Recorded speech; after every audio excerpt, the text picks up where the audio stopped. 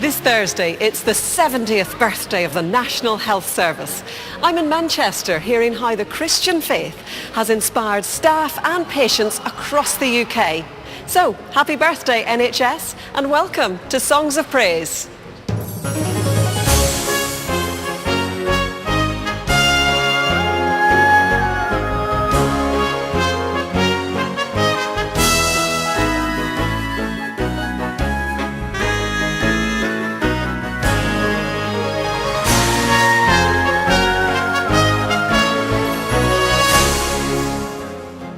This week, I hear how the birth of the NHS launched a revolution in free healthcare. It's an extraordinary thing to do. Just 3 years after hostilities, and they were embarking on this amazing new health system. How a Christian trainee doctor is using her story of survival from anorexia to help others. I think getting to the point where I've been able to speak about it is really freeing, bringing beauty out of something that was so broken.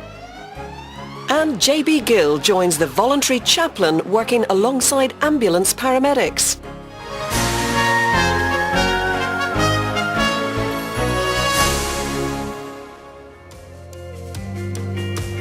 The NHS is a truly nationwide organisation, and this week's music comes from across the country too. There are plenty of traditional hymns to come, but we begin not far from here, the Salvation Army in Sale, with a modern song inviting us all to give praise to a powerful God.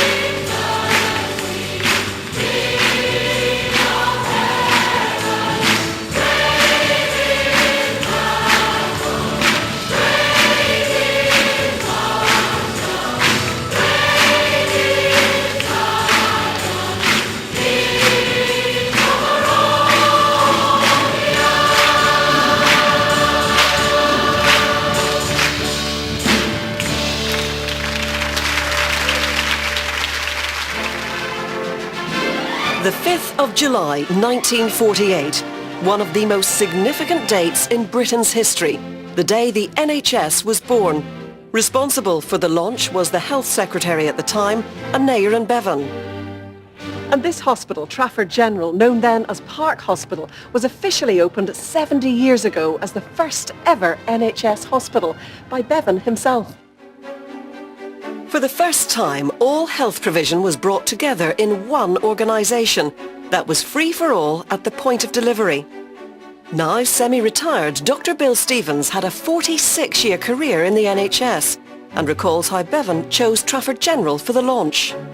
It was relatively new in 1948.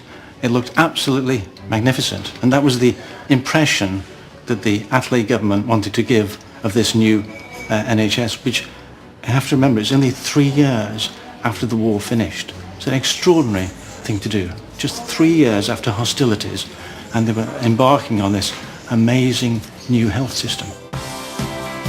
Today, Trafford General specialises in orthopaedic surgery, diabetes care and stroke rehabilitation, using traditional and modern methods.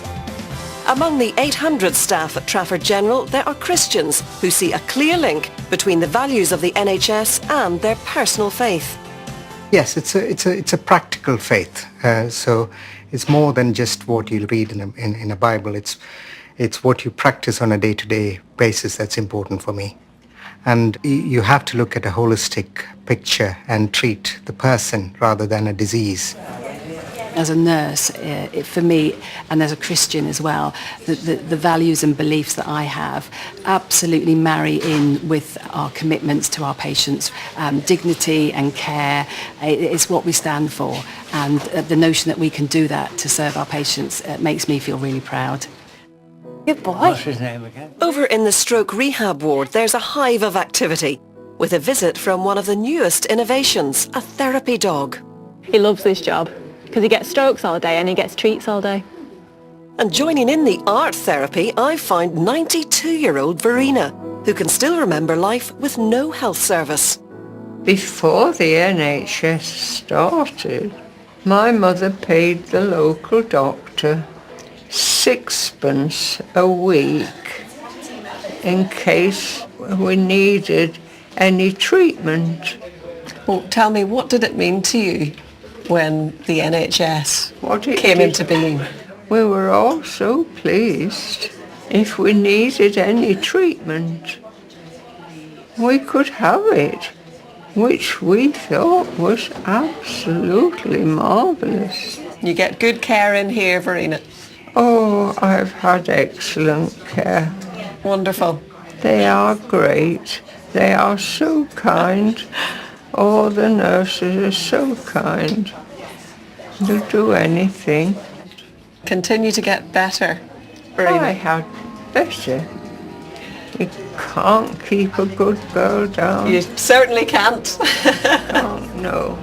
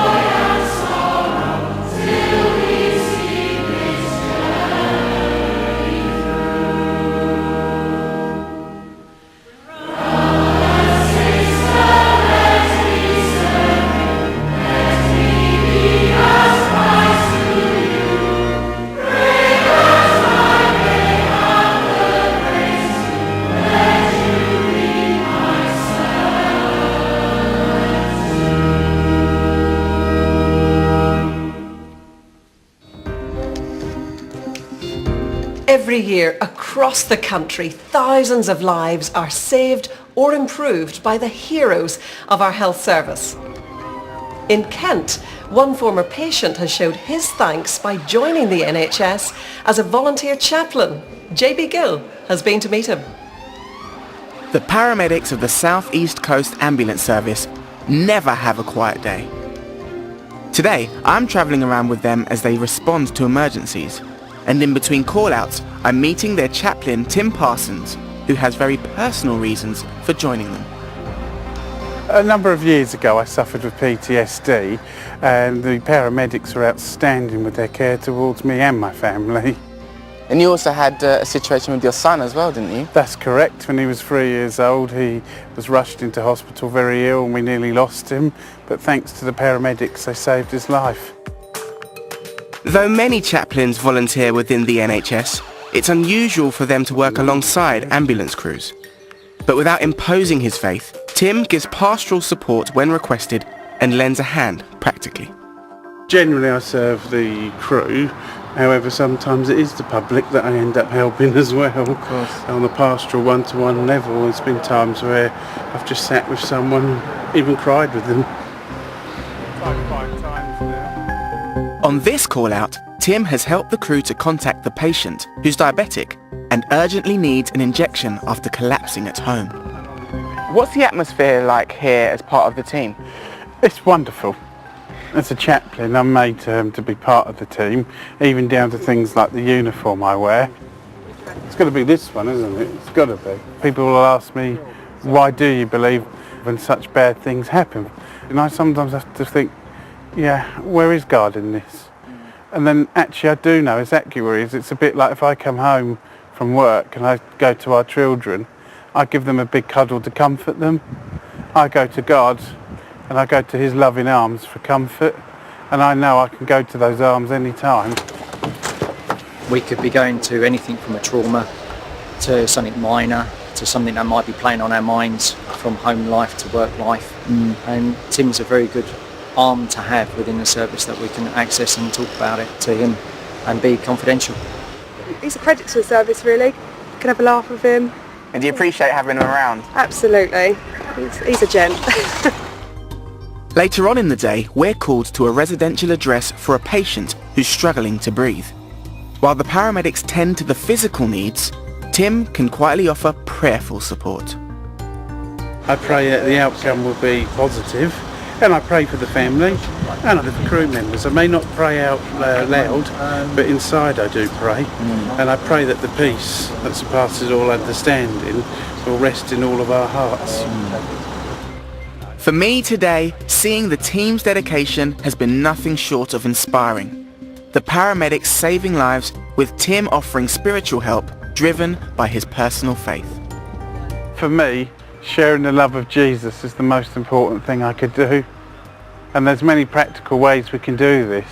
My practical way is mainly listening and being there. Jesus went to people, and he does love people.